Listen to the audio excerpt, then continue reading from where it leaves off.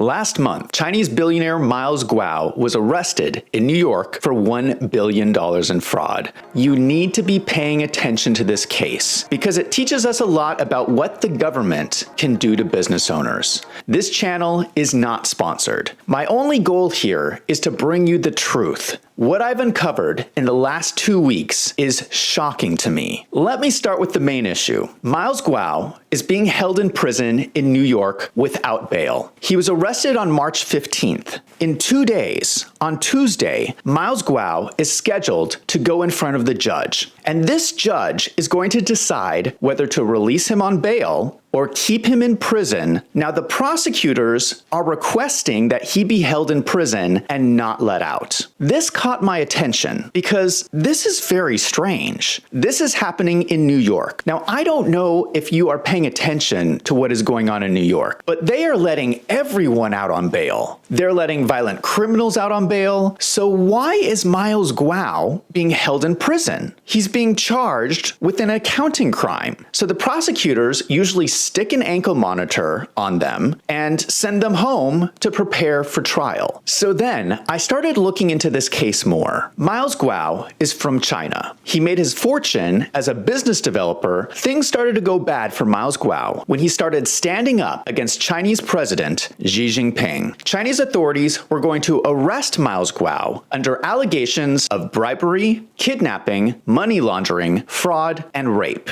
Now, if you know anything about the Chinese Communist Party, or the CCP, it is likely that all these charges are made up. The way the CCP deals with people who speak out is the CCP makes up false charges against them, throws them in jail, and you never hear from them again. Miles Guo fled the country in 2014. He has been living in the United States in exile for the last 9 years. He has been labeled as a right-wing conservative because he knows Steve Bannon and has funded several conservative causes. But if you look at Miles Guo's social media, he doesn't talk about right-wing conservative topics. His issue has always been corruption in China. That brings us to the current case for $1 billion in fraud. The fraud case itself is very strange. Here is the typical life cycle of a fraud case. There is some deception of a business person against investors. A good example of this is the FTX fraud case. FTX recently declared bankruptcy. Millions of people have lost their money. Sam Bankman-Fried was arrested for fraud. Miles Guo's case does not follow the same pattern. Miles Guo's businesses were not failing. The only reason the businesses were shut down is because the SEC came in and froze all of his assets. The SEC shut the businesses down. Second, there are no angry investors. I could not find any. I posted a thread on Twitter about Miles Guo's case. I received a flood of messages from investors, but these investors were not angry with Miles Guo. They were telling me that Miles Guo was innocent. This is very strange behavior by investors in a fraud case. Compare this to FTX. There are so many angry FTX investors. So I kept looking, and I did find 4 investors, but they were also very strange. For the first one, there is a video of one investor who filed a complaint with the SEC and FBI against Miles Guo. In the video, this investor gives a speech where he takes back his complaint and confesses that he was forced to make a false report by the Chinese Communist Party. So this investor is now in support of Miles Guo. For the other 3, I found 3 investors that filed a civil lawsuit against Miles Guo in Arizona. These 3 people have a total investment of $160,000. In the lawsuit, they are claiming Miles Guo committed fraud by making false statements, and they want their money back. Their general argument is that they gave their money to Miles, the SEC froze the assets, so Miles did not fulfill his promises. There's a couple of strange things about this lawsuit. There's only 3 investors. Out of $487 million of investment, only $160,000 are are complaining that only 0.03% of all investors, that is incredible. This Arizona lawsuit gives more details on the timeline of events.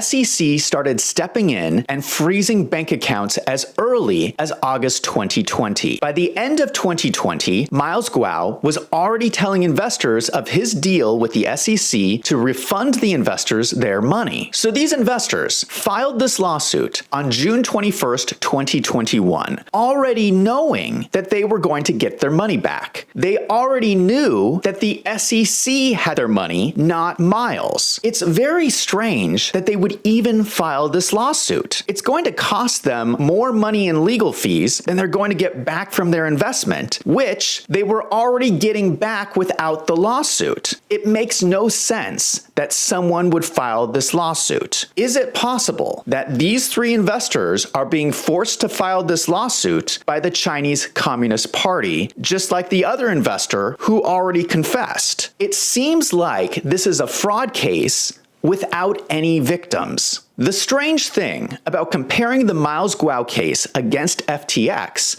is that Sam Bankman-Fried is out on bail. It is hard to find the video of the investor admitting he was forced by the Chinese Communist Party. That video is being censored in Google search results. So if you go to Google, witness forced to testify by CCP against Miles Guo, nothing comes up. But if you type the same thing into the search engine DuckDuckGo, the video was the third link that showed up for me. What possible reason could Google have for hiding this person's testimony? What exactly is the government accusing Miles Guo of doing? It starts with a company Miles Guo started called GTV Media Group, which was proposed as a social media website. He started the business and opened it up to investors and raised $487 million in private placement. Well, the SEC came in, they seized all his assets. This was announced in a press release by the SEC in 2021, 2 years ago. The press release was titled, "Companies to Pay More Than $539 Million in Settlement for Distribution to Investors." So the majority of the $1 billion in fraud that is currently being alleged today is from this one situation from 2 years ago. In the press release, there is no mention that there was any fraud involved.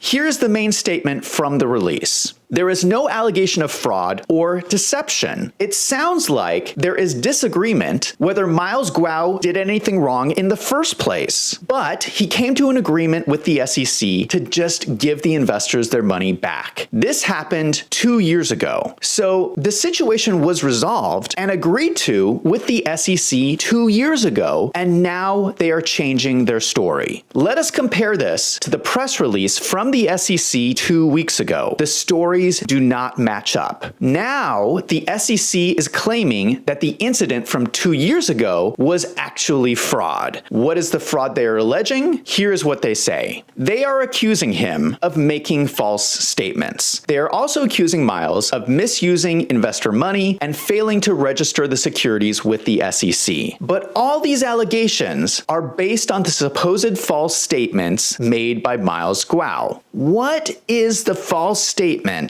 they are accusing him of making? They are saying that he promised outsized returns. But the only reason he was unable to make those returns was because the SEC shut his business down. What is the specific number that the SEC has determined is too great of a return on investment? They give a specific example of one of Miles Guo's false statements. He made a video on social media in 2020 where he proposed that the value of GTV was $2 billion US.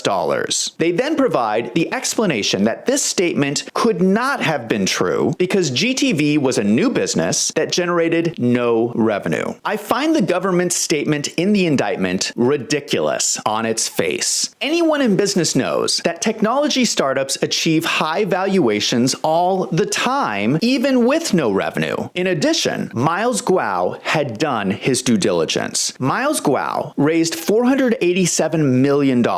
Let us assume he's going to build his company over 10 years and then sell it for $2 billion. Now, to achieve that result, he would have have to grow his business 15% each year. That's not unheard of for a technology startup. So what the SEC is saying in this press release is that if an American company has a business plan where they are predicting they are going to grow 15% a year, the SEC is going to step in and shut your business down because you are being too aggressive. I am shocked that the SEC has the legal authority to do this. It all comes back to whether this is a false statement by Miles Guo. Unfortunately, we will never know because the SEC shut the business down. What are the other charges? If we look at the DOJ press release, there are 12 different charges. Charge 2, wire fraud, and charge 3, securities fraud, are the two related to the private placement that I've already discussed. The other ones relate to Miles Guo's other businesses, including exclusive membership clubs called G Clubs and a cryptocurrency called the H Coin. So when you look through the charges for all his online businesses, they basically all come down to the allegation that Miles Guo was making false statements. But in every case, the SEC comes in and freezes the assets before the business